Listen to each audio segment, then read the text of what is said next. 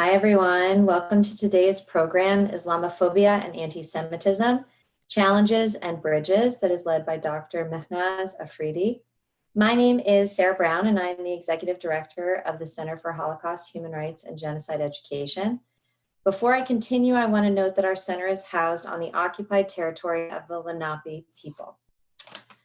For those of you who are new to Chhange, welcome. Our center has worked for the past 41 years to promote the elimination of anti-Semitism, racism, and all forms of prejudice through innovative education about the Holocaust, other instances of genocide, and human rights. While our center remains closed due to the pandemic, we have gone fully virtual, providing over 30 programs that have reached nearly 30,000 people.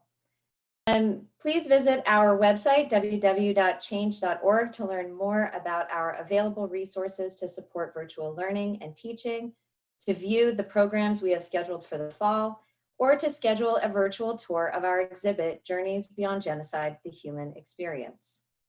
Chhange programming occurs because of the generosity of our members and program participants like you. So thank you for being here. Please consider joining Chhange as a member or contributing to support this and future programming. After this session, you will receive an email with additional resources as well as a link to watch this program. Now, a couple of quick housekeeping items before we begin. First, your audio is muted and the chat feature is disabled, but at the end of the presentation, we are going to enable the chat feature so that you can ask questions of Dr. Afridi. Also, I'd like to thank Chhange staff Nicole Rizzuto and Ali Evans for making today possible. And a special thank you to Dr. Afridi. It is now my pleasure to introduce her. Dr. Afridi is an associate professor of religious studies and the director of the Holocaust, Genocide, and Interfaith Education Center at Manhattan College. She teaches courses on Islam, the Holocaust, genocide, and issues of gender within Islam. She is a prolific writer and has pieces in myriad publications and co-edited volumes. Her recent book, Shoah Through Muslim Eyes, was nominated for the Yad Vashem International Book Prize for Holocaust Research and the Jacob Schnitzer Book Award. She is currently working on another book, The Wounded Muslim. In 2019, she was awarded the Costello Award for Teaching Excellence in the School of Liberal Arts at Manhattan College. She obtained her PhD from the University of South Africa and her MA and her BA from Syracuse University. It is my pleasure to hand things over to Dr. Afridi. I'm going to mute myself, and then Dr. Afridi, it's all yours.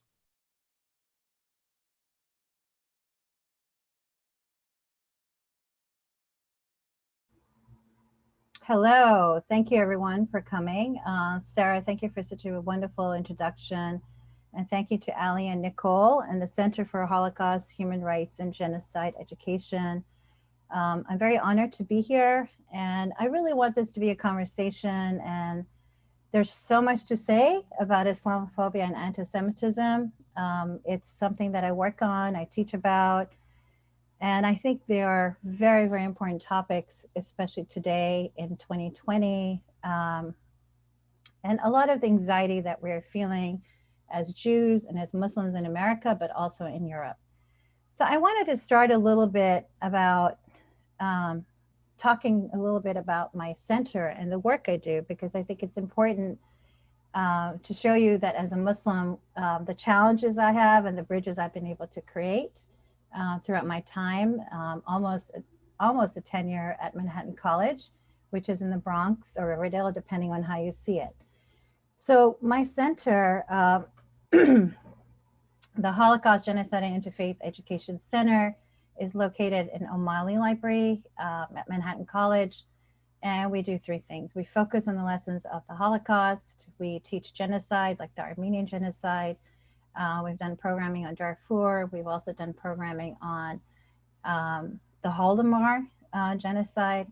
And we are working very hard in terms of the Uyghur problem right now in China, as well as 3 years ago advocating for the Rohingya Muslims. So we are kind of really broad, but we managed to do a lot of work. Now the interfaith aspect of the Holocaust Center is kind of unique. I work with a lot of Holocaust organizations, and they constantly ask me, well, what's this interfaith piece? So I do a lot of programming locally in Riverdale with the Jewish community as well as my Muslim students. I'm the advisor to the Muslim Student Association and my Catholic students. And we do projects in the Bronx all over as well as Riverdale. And basically my goal is to bring people together, to do a project together and to create understanding. We did, for example, last summer, we trained 19 participants in interreligious education, where we dealt with 3 very challenging aspects, which was chosenness, jihad, and proselytization. So you can imagine what a amazing, intense group that was for a week. We've also done conferences on Abrahamic religions, challenges and cooperation in the age of extremism. And I also believe that Jews and Muslims have to understand each other's faith, culture, and their history in order for us to have a conversation that's valuable. So one of the things I do is I take students to Venice every year, to the Jewish ghetto, where we study at the Jewish ghetto, and we look at how Jews influenced Venice and what the life was like in the oldest ghetto in the world. It's a wonderful trip, and it's great because we go in December where there's no tourists, and we basically have the whole place to ourselves. Most of the students who go with me are Catholic. They really don't have much knowledge on Judaism. There are some Muslims that accompany me, and it really transforms the way they think about Venice, not just as a romantic, beautiful city, which it is, but also a city that has a very deep and important Jewish history with also Islamic influences. So I work with the Orthodox Jewish community in Venice and also the Muslim community, which is in the Veneto area outside of Venice itself. I have them come and speak to students, showing the differences of what's going on in Europe and how important it is to see Jewish and Muslim relations and how different they are in places like Europe. Here's just some pictures of the ghetto. I love to photograph Venice all the time as much as I can. And it's just to give you a flare of the kind of work I'm doing. So I wanted to share first some statistics. I remember in January before COVID hit, I was very honored to be invited by Jewish Community Relations in New York and AJC to speak in front of 35,000 people at the height of anti-Semitism. And we walked from over from New York, Manhattan, over to the Brooklyn Bridge, and we had a rally there of 35,000 people who stood side by side against anti-Semitism, which has become a very big problem in the United States. And anti-Semitic incidences in the United States increased nearly 64% from 2016 to 2019, according to the ADL. I think we've heard about these incidences, but there were 1,986 incidences of anti-Semitism in the United States in 2017 alone. And ADL found, which included vandalism, physical assaults, and the incidences occurred in all 50 states. The spike was the highest during the first 3 months of that year. During 2017, Jewish cemeteries across the country were vandalized, Jewish community centers were evacuated due to bomb threats, and a white nationalist march in Charlottesville that I can never forget, that turned deadly, filled with protesters shouting, "Jews will not replace us." As a matter of fact, I showed that clip to my students recently who are taking a class with me. I just taught it this morning.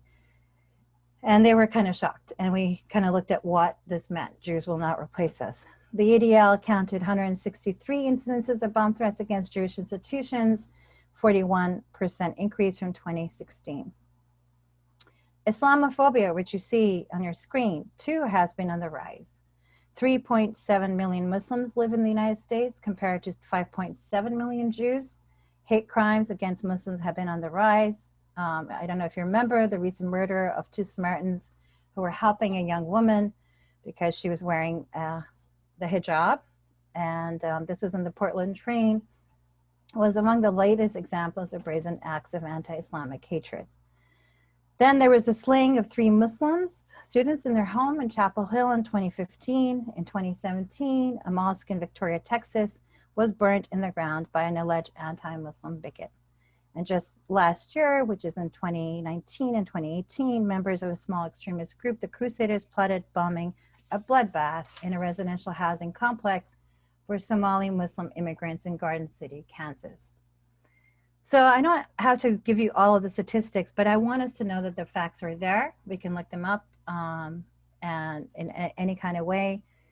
I also think it's important for us to know what these facts are, where this anti-Semitism and Islamophobia is coming from, and also how rampant it is also in Europe. So a lot of my work is based in Berlin, in Venice, and also in Bosnia. So those are the three cities that I frequent the most and look at anti-Semitism and Islamophobia, and also look at the problems between Jews and Muslims in these specific places. One of the things that I want to quote from a colleague of mine, Fried Hafiz, who lives actually in Austria. He says, Muslims are seen as the enemy within. Thus, physical attacks and political restrictions can often be carried out and permissible, and even defended in an atmosphere of wide distrust and enmity. Islamophobia is by no means confined to the working poor or the middle class who have been misinformed about Islam and Muslims. It is especially true for the so-called educated elite. Now, when I teach the Holocaust, I emphasize how that was true during the Holocaust in terms of Jews and also starting from 1870. Discriminating policies like the ban of the hijab for certain professions, the ban of the niqab in public, bans of minarets and other laws restricting Muslims' freedom of religion speaks volumes. In Germany, for instance, attacks against recently arrived migrants, many of them refugees coming from predominantly Muslim countries like Syria, have increased dramatically according to local authorities. Islamophobia has become the most commonplace expression of racist prejudice in Germany, and there is now considerable evidence that a growing portion of the population in Germany not only holds these views, but is prepared to translate them into multiple forms of political action. And I just want to share an anecdote. I've been in Berlin a few times, but I was there 3 years ago because I wrote a response to Simon Wiesenthal's Sonnenblume, the sunflower, and I was one of the responders in terms of forgiveness. How do you forgive an SS soldier, or do you not, according to Islam? And my friend was very thrilled to have me there. She lives in Berlin. She took me to a restaurant, and she said, oh, this is my friend Mehnaz. She's here from New York, and she's Muslim, and she teaches the Holocaust. And their faces just fell. And their first question was, couldn't you find something better to teach? And are you really Muslim? You don't wear that thing on your head. And I was just completely shocked. This is 3 years ago. So it's this personal experience that also, really, really does inform my own research and my own work. And I was not expecting this. And my hostess, she was completely shocked because she would never think that her friends at a restaurant would say something like that to me. So anti-Semitism and Islamophobia have sparked recent and major discussions in the media and academic circles. Sometimes the two racial terms are seen alongside one another, and other times they're seen on different trajectories and paths. I argue that the act of prejudice is connected by a variegated history and memory. I'm concerned about how Jews and Muslims are seen by others, but more importantly, by one another as minorities in both the United States and Europe. We have yet to witness any direct analysis discerning how and why Muslims or Jews in Europe and USA are experiencing a rise of anti-Semitism and Islamophobia from even extremist Muslim groups and from right-wing groups all over the world. So we have several problems and several layers here.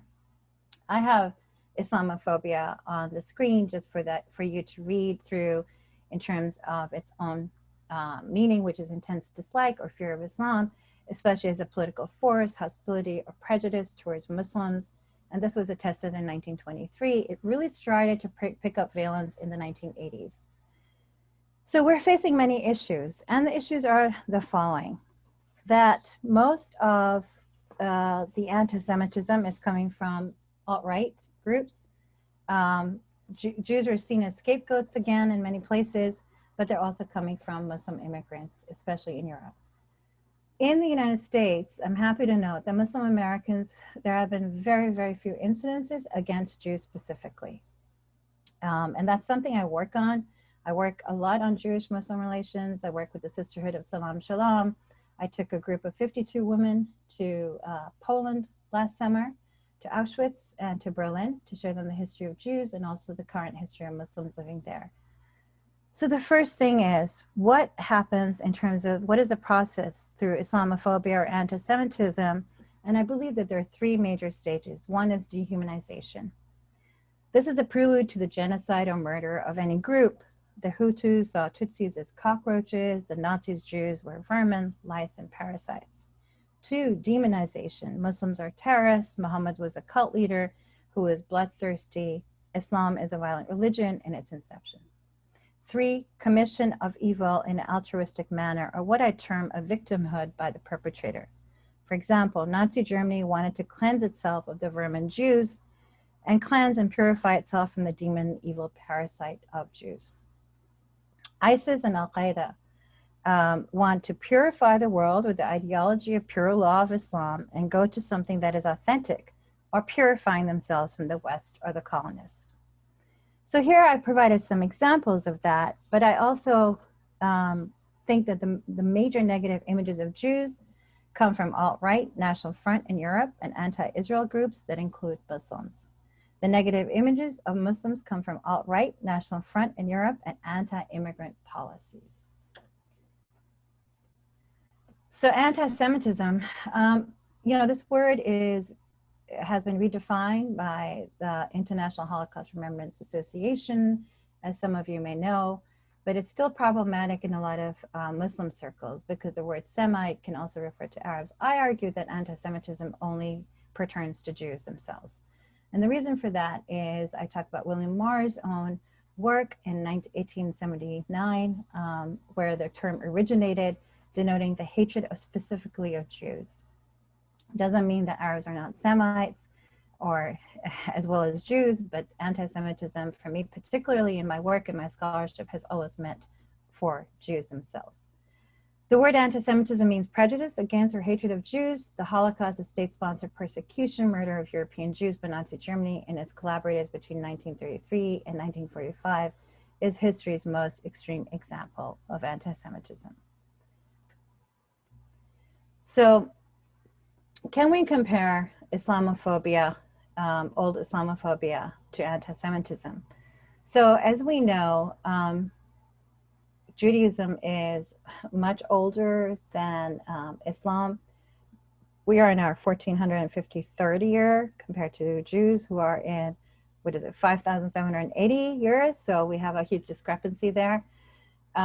Islam was always seen as other, as Oriental. Orientalism is a form of seeing a group of people that were seen as backward, miseducated, misinformed by the colonials. Islam also had its own empires, as you know. Jews and Christians lived in those empires. Some were good days for Jews and Christians, and some were not very good. So I don't really particularly like to romanticize the medieval period under Muslims, but I also want to say they were better than Christian empires. So what is old Islamophobia? So Islamophobia is something not new. It's not just after 9/11. It's not just because, Muslims are now seen as terrorists or opposing the West, but it's sort of how Muslim and Arabs are seen as other, as exotic, belonging to a certain kind of cult. And I think this becomes very interesting. So Islam was seen as a cult beginning from 1949. Mohammedanism, which is an offense to most Muslims, even to myself, was seen as a cultish religion that emerged out of a man named Muhammad. This was based really on a Christian notion because Christianity comes to the word Christ, and so therefore H.A.R. Gibb, good scholar, came up with this term. And if you look at scholarship, and if you look at early scholarship, what's really interesting is a lot of the early scholars of Islam were German scholars. And so they were interested in looking at Islam through the lens of the colonial and understanding it through the lens of Christianity. So already you had the sense that Islam was being studied under a lens that was very different from the Christian lens itself, or even at that point, Jewish scholars in their lens. So these are images that float around. I love this image. You know, like think of Aladdin and think of I Love Genie, right? The flying carpet, the Orientalism, the colors, the exotic, imaginary tales of Muslims, the turbans. I mean, the turbans are indicative of this Ottoman kings, but you know, turbans are not very, very common in the Muslim world at all. Majority of the Muslim world is Asian, which is basically Pakistan, India, and Bangladesh. I'm originally from Pakistan. And then you have 20% of Muslims who are Arabs. So we already have this imaginary notion of who Muslims are, right? There's something magical, oriental, but there's also something demonic because they're supernatural, right? They're not really human. And this dehumanization process goes on for quite some time. Here you have in 1873, Vienna, poster of a Jewish depiction, which is very common during this time. And here is a Jewish man. There's a Christian woman looking out of her window, and here he looks like he's going to attack her, rob her, take something from her. So if you know Holocaust propaganda and you look at Julius Streicher's work, you see a lot of these images appear. The images of Julius Streicher in terms of looking at Jews is also similar to a lot of how Muslims were seen. You know, that they couldn't count money, that they would sit on carpets, that they would also take money from you. You couldn't trust them. You didn't know where the Orient was. And actually some of that work we do also in Venice, where there's a lot of paintings that depict Ottomans in a negative light. Deicide, deicide, the killing of Christ. My students always learn this from me, and it's very tough because they are Catholic. And it's hard to sort of see yourselves critically and self-critically in terms of the deicide being one of the progenitors of all anti-Semitism and seen as being against the Christians in the West, the demon who is not to be trusted, that would go to the extent of killing Christ. So we go through this whole lesson and look at this and try to understand what this was all about, which is not very easy for a lot of my students, and I give them a lot of credit to kind of follow me through in terms of this. We also look at this in Venice. You can see this in many of the paintings that appear in Palazzo Ducale and other places and churches. And you have to sort of deal with, okay, this is the depiction that they're seeing here. What are the similarities? One of the ways I think is really important for Jews and Muslims to understand each other is to look at the colonization of Muslims. Every single Muslim country was colonized by a European country. And it's something I don't think, and I say in my work over and over again to my Jewish audiences, we need to look at that. And then here you have also Jews that were colonized. And specifically this morning, I was just saying that I'm teaching a class called Muslims in the Holocaust, and we look at Jews in North Africa and their relationship with Arabs and Muslims, how they were one culture and what happened to them under the Vichy, and then of course the fascist government of Italy, and also in Tunisia for about 9 months under the Nazi regime. It's a very interesting history. If you look at the woman in hijab, she's reading a French newspaper, and it's Arabic as well, written on it. So there is a certain kind of identity that emerges post-colonial, both for Jews and Muslims that is shared. Muslims and Jews were all over Europe in different ways, and then Muslims were colonized by the British primarily, the French, the Dutch, the Italians. So there's a whole history of their emergence of identity. Again, colonization is to take over and control a country, culture, and language. One of good example of this is the French post-structuralist deconstructionist writer Jacques Derrida, who was born in Algeria and was French, but he all of a sudden talks about his biography that his life changed because he was all of a sudden taken out of Jewish school, how he had to speak a different language, how things changed for him radically, although his first language was Arabic, right, in Algeria.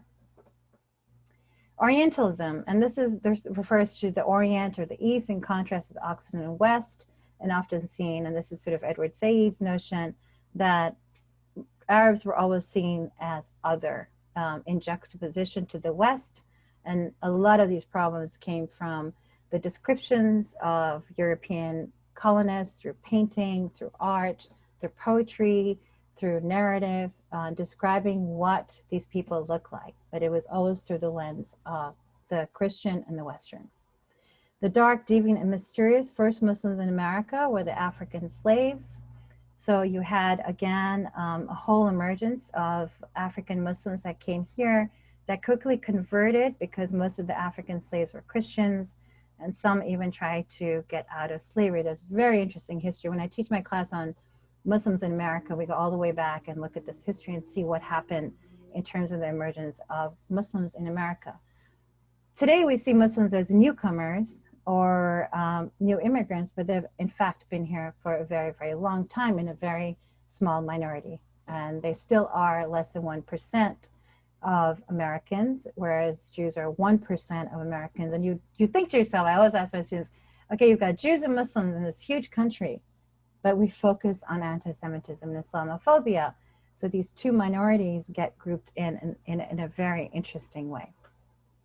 Muslims in colonial India, there's Asian Muslims, and I say it over and over again, if you go to Morocco, they speak French and Arabic. Why?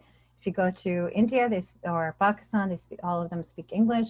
The colonial influences again. Medieval depictions of Jews as evil and disposable. These are, again, images that were very frequent, very open, and were ingrained in Christianity. And as some of you may know, 1964 Vatican II Council came out and actually said, well, we now accept in our time Christians and then a little later Muslims as believers, as equal believers of God. So it took a very long time for Jews and Muslims in terms of Christianity to become accepted in the idea of belief. And that was done in 1964, which I think it's too long. It took too much time. Warriors in the Sand, this is sort of more of an image of how Muslims were on camels and horses. I remember when I moved to this country, when I was in high school, somebody asked me if I had cars in my country. And I said, yes. And we have, technology and we have TVs. So, and that was in the late 80s, early 90s. That was not that long ago. And then, you have this, again, these images of barbarity existed for centuries about Arabs. You see these images in Hollywood. You see these images arise all the time. This is exactly the kind of films, the propaganda films that were being made about Jews from 1934 all the way to 1945. These same stereotypes of Jews got transported to the Muslim world. And that's sort of what I work with. I'm trying to look at how anti-Semitism became so much like the European anti-Semitism in Muslim and Arab countries. And my book is really discussing that and acknowledging the fact that that's a real problem and how do we talk about this problem.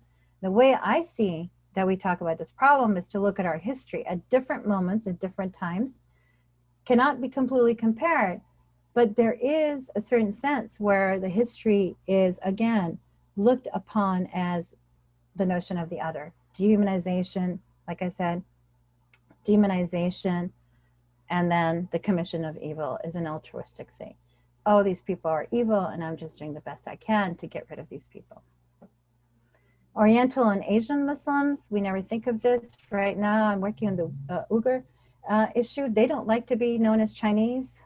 They see themselves as Turkic people that were taken over by the Chinese in 1949. So that's another part of the history that we don't really kind of deal with or think about.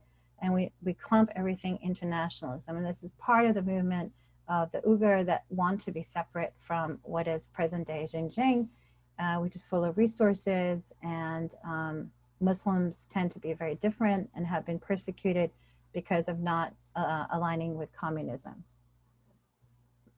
here is something very recent and disturbing. You can see this, you can actually take this all the way back to the 1800s, but this image was found in posters in 2018 in the United States, taped all over New York City and also in Riverdale. So we were very, very disturbed and shocked.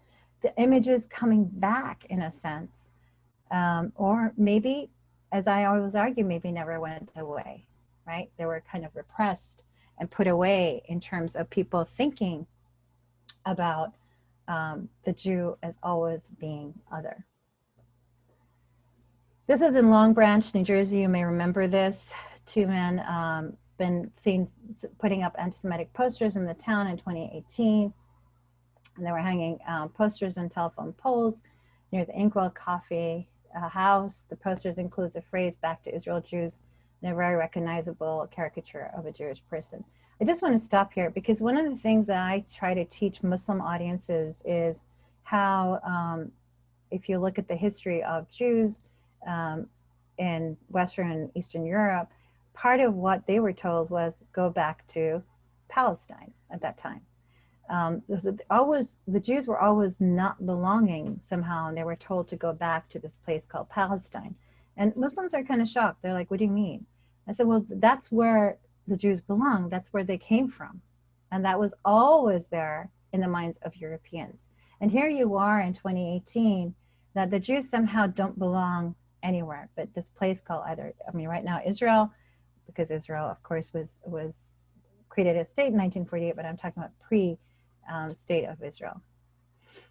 I used to live in Los Angeles, Long Beach, 14 years. I did my time in LA, but because my husband's from there, and we lived close to Orange County, which is where the Historical Review is published. And it was a very, if you don't know the Historical Review, you should read it, but don't take it for truth. But it's really basically dispelling the whole idea of the Holocaust and about Jews, and it's still an ongoing journal, which has been doing very well the last 3 years. So I kind of follow it sometimes and see what's going on with that.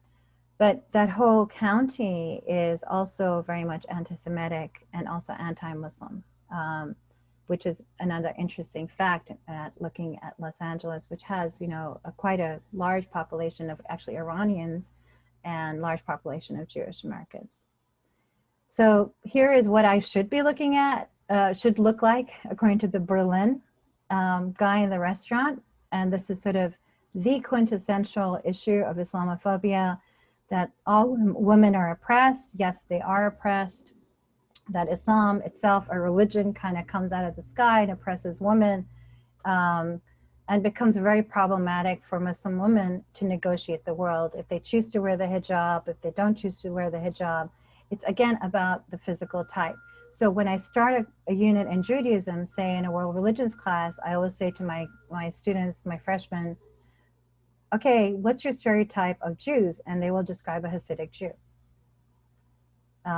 That's it, because they're, you know, Brooklyn. Or so then I say, what is your stereotype of Muslims? This is what they describe, is a woman wearing a scarf. So that's another very important connection of how, if Jews and Muslims choose to practice their religion and it's a physical endowment, it becomes problematic. In a secular country, like in France, it's definitely problematic. And even here in the United States, it becomes problematic. But if you saw a nun walking down the street, I don't think you would flinch. So we have to look at that very, very closely in terms of how we're stereotyping these two groups and how they're becoming scapegoated because they choose to wear something because they believe in it. When it is not a piece of cloth that oppresses women, but discrimination, exploitation, inequality, domestic violence, and religiously justified misogyny, issues that many people face, not just Muslim women alone, right? So, I mean, Muslim women sort of become the victim of all of this misogyny that gets displaced. As you know, we have had a lot of history of women's oppression in this country. We had just had a Me Too movement. There's a lot of other issues, but there's a displacement going on that it's all Muslim women. I argue that there's a lot of misogyny in the Muslim world and the Arab culture, There's a lot of patriarchy, and there's also a lot of lack of information. Why I say that is that, you know, coming from the subcontinent, we have a illiteracy rate of 60%, which is very high. So that means the majority of people cannot read the Qur'an, they cannot read the Hadiths, they cannot understand what the religion is saying. And through the patriarchal lens, women have become more and more oppressed, even though given a lot of rights in the theology of Islam itself, which is also very surprising and shocking. So here are the differences. Anti-Semitism is the oldest hatred towards a religious and ethnic group. Islamophobia is a fear of Muslims defined in 1987. Anti-Semitism, 18th century term allocated only to Jews.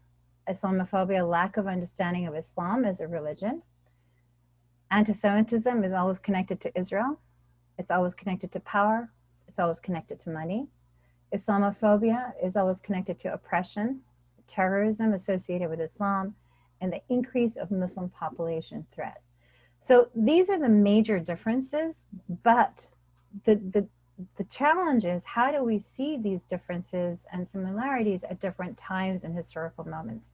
And I would argue that, you know, now, and I do talk about Israel in past. Actually, tomorrow I'm hosting Yusuf Bashir. He's a Palestinian who was raised in Gaza, and he wrote the book, The Words of My Father. And his house was actually occupied by the Israeli army, and he was shot by them, and he turned around. He's become a peace builder. He's an amazing, amazing man. If you haven't read his book, you should. But I believe in this kind of conversation because it's a very tough one. It's a challenging one. But we have to accept each other's suffering and acknowledge each other's suffering at different moments if we're going to have a conversation. And I think more than ever, and sometimes I have a joke with myself and my Jewish friends, is that maybe we're kept apart for a good reason, right? Because if we would be together, it would be just too great. Because there's so much there in terms of the connections and interconnections that we have as Jews and Muslims, not just religiously, but historically. And also how we are being perceived. See, there's a third prong going on here. And so what can we as communities do about it? And that's what's important to me. Challenges, anti-Semitism and Islamophobia are worldwide, both in Europe and USA. And I would add for anti-Semitism in the Middle East and the Arab world. And we are working very hard to instill programs and bring programs like in Pakistan and Morocco and in India. Anti-Semitism was invented in the late 19th century. Islamophobia is sort of more of a safeguard, marshaled to safeguard a supranational Europe in terms of colonization. And then traditional anti-Semitism has run its historical course with the suppression of the nation state, and Islamophobia threatens to become the defining condition of the new Europe. So in Europe, people are seriously scared of Muslim immigrants. They're scared that they're there, that they will increase the population, that we will become a threat. Challenge, those are just cartoons that I find kind of hysterical and to the extreme. Jews don't want peace, right? And then you have here, Muslims want to exterminate Jews, to-do list, buy cat food, get mustache trim, kill the Jews. And so these are the two opposing sort of extreme views that I want to work with in terms of building peace between these two things. Okay, thank you. I just want to give you one more anecdote, and then maybe we can have some questions. When I was in Berlin, I gave a talk at the Goethe Berlin High School, which is fantastic. It's really, it's public. It has Muslims, Jews, Christians, atheists, any kind of religion, but mainly Muslims and Jews and Christians. And I was brought in to just talk about Islam and Islam in Europe and stereotypes, and also about Judaism. So as you know, in Germany, you can't really talk about religion. So they were very interested in things about Jews and Muslims. And what was shocking to me is that they wanted to know what a synagogue looked like. And the Jews wanted to know what a mosque looked like. And they don't have the opportunity of actually having this education because they live in their own communities. Whereas here in the United States, here I am, I'm a Muslim woman running a Holocaust center. I take them to a synagogue. I take my Catholic students to the Orthodox synagogue, and then I show what's similar about that in terms of Islam, and what is the service about, and what are the central pieces. So I want to say that, you know, even though some of this is depressing, I want to say that one thing that we have to hold on to, which I think is something we forget as Americans, is religious freedom, right? I mean, this is something that becomes even more important to me as I travel and look at different countries, even my own country, which has a lot of problems, mind you. But we have this gift called religious freedom that we must really take in. And the Syrian refugees in Berlin that I met were amazing. They were professionals, teachers, lawyers. They were embarrassed that they were in this government housing, and they had these porta toilets outside. So they went to their neighbors and they knocked on doors and said, "We're really embarrassed that you have to go through this. Is there something we can do? Can we clean up your lawn? Can we help you in the house? Can we do something?" And, you know, it became a friendship. The people who were living there resenting them realized these people really care. They're professional, they're human. And those stories are the most important stories that we have to constantly tell over and over again, especially in this climate. Thank you. Thank you. Mehnaz, this is Dr. Afridi. This is a wonderful, wonderful talk. And I was sitting here furiously scribbling notes, and I'm planning on going back and revisiting some of your slides. We are now going to open up the conversation for anyone who has a question for Dr. Afridi. Please utilize your chat feature, and I'll do my best to moderate. I had a question that was on my mind, because you gave all of these excellent examples of Islamophobia and anti-Semitism, and the way caricatures and art and cartoons had been utilized in the past. I'm curious, what has been the impact of social media, in your opinion, and how has that platform and the opportunity to now disseminate similar images, but also, unfortunately, hate language and myths and stereotypes and these dehumanizing caricaturizations of Jews and Muslims, how has that impacted Islamophobia and anti-Semitism? Well, I mean, it's been pretty bad in terms of social media. I mean, we've had an increase of 200% hate groups online since 2015. That's huge. And I think the caricatures and the cartoons don't change much. As you know, recently Mark Zuckerberg put out a statement saying that he's not going to let there be groups on Facebook that are denying the Holocaust or distorting it.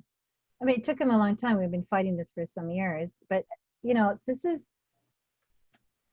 I tell my students this, like, you know, the images you saw of Orientalism, or even of the negative depiction of Jews, and there are many, and I don't want to show all of them, because quite frankly, they make me ill, because they still roam around, and then I've seen them, you know, locally, is that these images was the media. This was their social media, right? And we just have it way more and multiplied, you know, by like thousands. So if I wanted to go into these groups, I would probably see more. I can protect myself by not going. I mean, if I have to do research, I will. But it depends on where you live in the social media, right? So the question was, where do you live in a community and who do you associate with? Now we have to bring it to a technological platform. What do you allow enter on your social media? Who are your friends? What silos are you living in, and what are you seeing and not seeing? So I have my son, he has like, he's on all kinds of sites. And he says, "Oh, you want to see this picture?" And it's a very like negative picture about a Jew or a Muslim. And I'm like, no, spare me. He goes, "Yeah, I don't think you want to see that." So, I mean, you know, because he's trying to see what's going on outside of his world of friends and community. So I think what's interesting about your question, Sarah, is that social media has become sort of the vehicle of information or misinformation. And it depends on how you pick the platform. It depends on what platform you pick in order for you to decide what is real or not. And I think that's a big question. My students are asking that question right now. I push them and say, what is real knowledge to you? Who do you believe? What do you read? And it's not a black and white question in terms of what is real and what is not to people. I also appreciated your anecdote about your experiences living near Orange County. I think most people don't realize that according to the Southern Poverty Law Center, their hate map, which is just a tremendous interactive tool for examining active hate groups in your area, that California is #1 for the number of hate groups that are active in California. I think their number is it's at 88 or more at this point. Yeah. And so I appreciated that anecdote because we normally have a different type of stereotype when thinking about the West Coast and California in particular. That's an aside, but I'll get to an actual question. So can you speak a little bit about thinking of hate groups, but also thinking about hate on the left?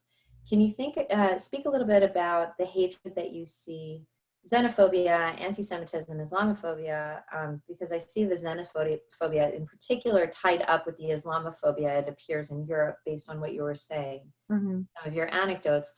How can you speak a bit about the role of the left and hate on the left? Oh, God, the left, the liberal, I don't know what to call it. It's interesting. This started with the Women's March, where Linda Censor was supposed to be part of it. Do you remember this whole story?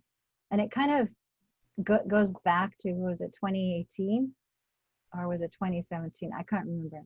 Thereabouts, yeah. Yeah, and I think the problem is that there is a certain kind of totalitarianism that's going on, which I can't really put my finger on. So, for example, as a Muslim woman, as a woman who believes in women's rights, but also believes in the state of Israel and understands its complicated nature, and I criticize it, but I accept it and I understand why it exists and blah, blah, blah.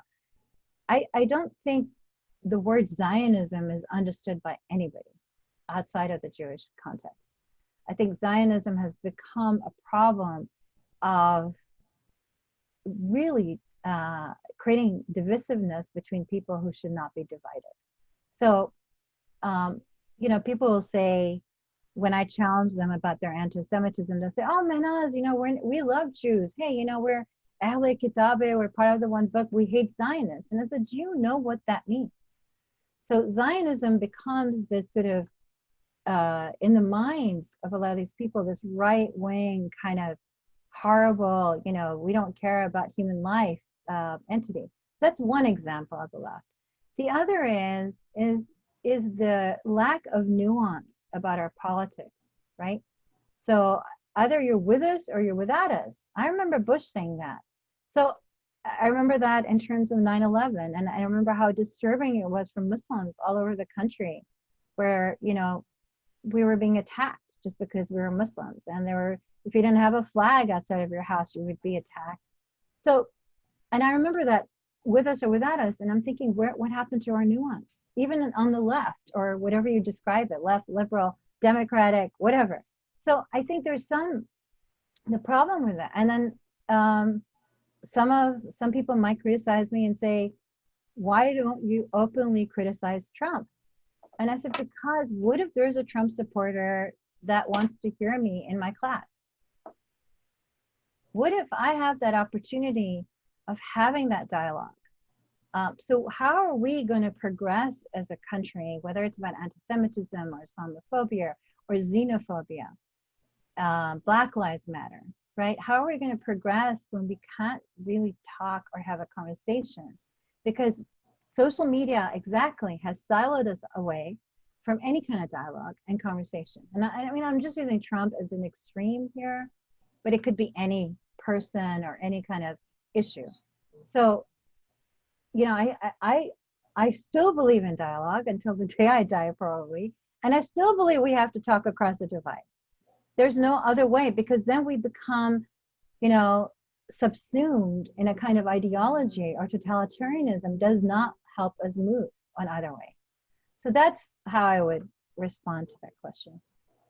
I appreciate what you're saying too about the necessity for dialogue, and and civil discourse. We need to be talking to each other, and even when we do not agree on everything, recognizing the humanity and the best intentions in the people around us, and our interlocutors. I think that's a great topic. Okay.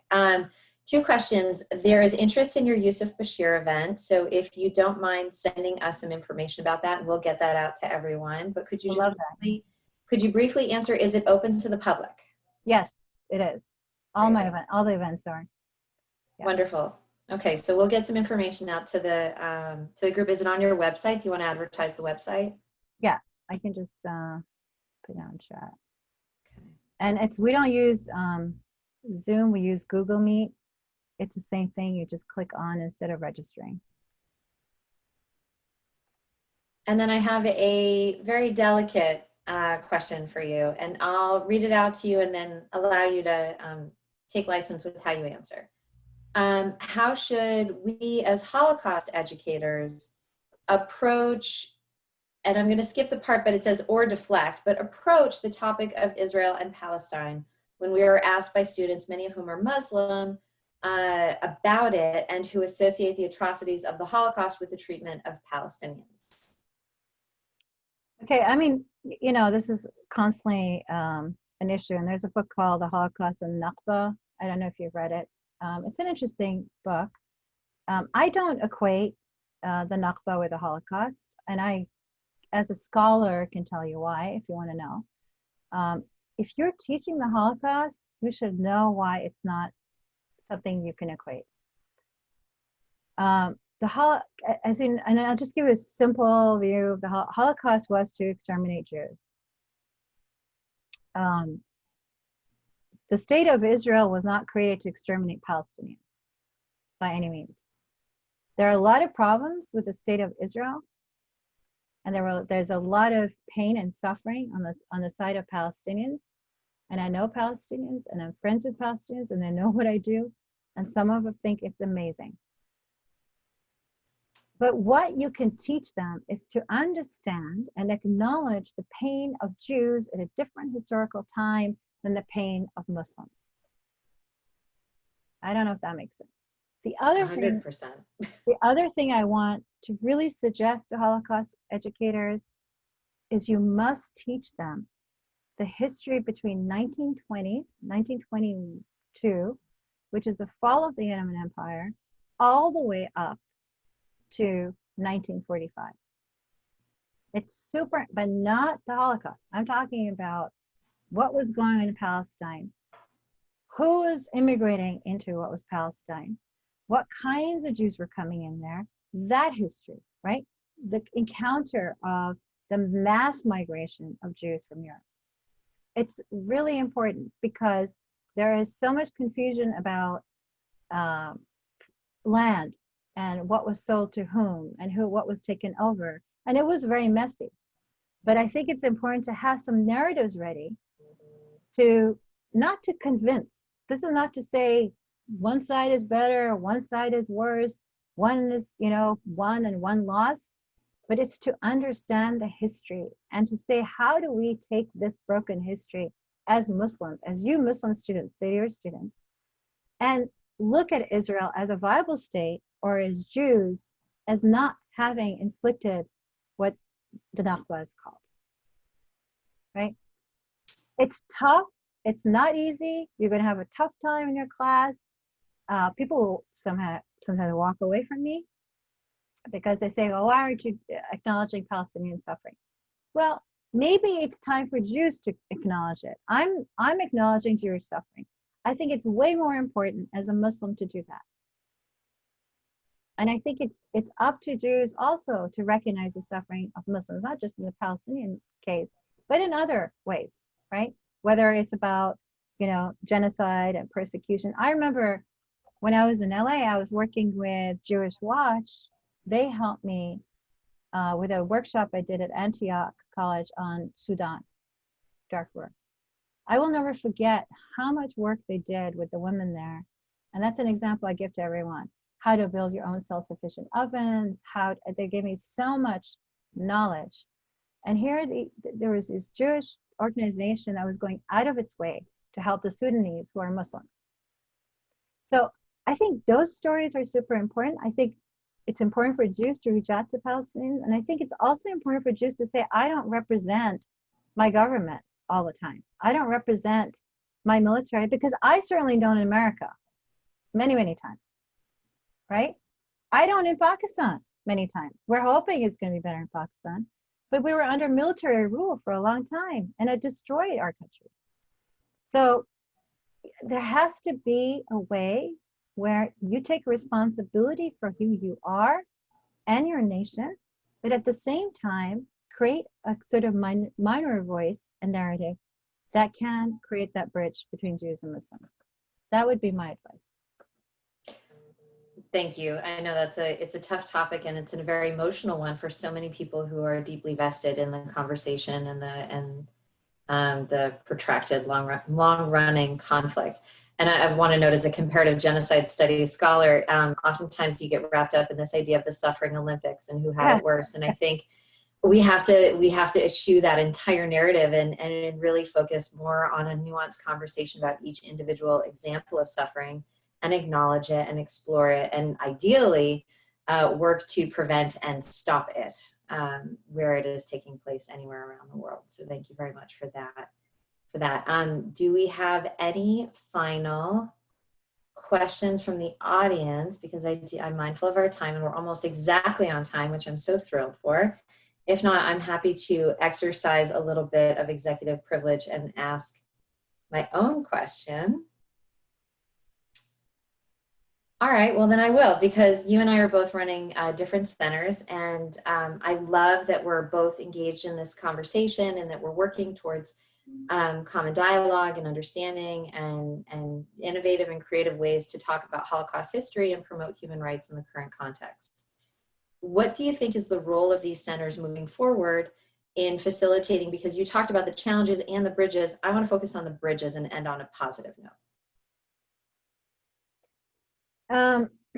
You mean all the centers? I'm not sure what you're asking. So centers like ours, centers like yours, what is the role of Holocaust and human rights centers, particularly in the United States, where we enjoy a liberal democracy and religious freedom and the ability to engage? What is our role in building bridges?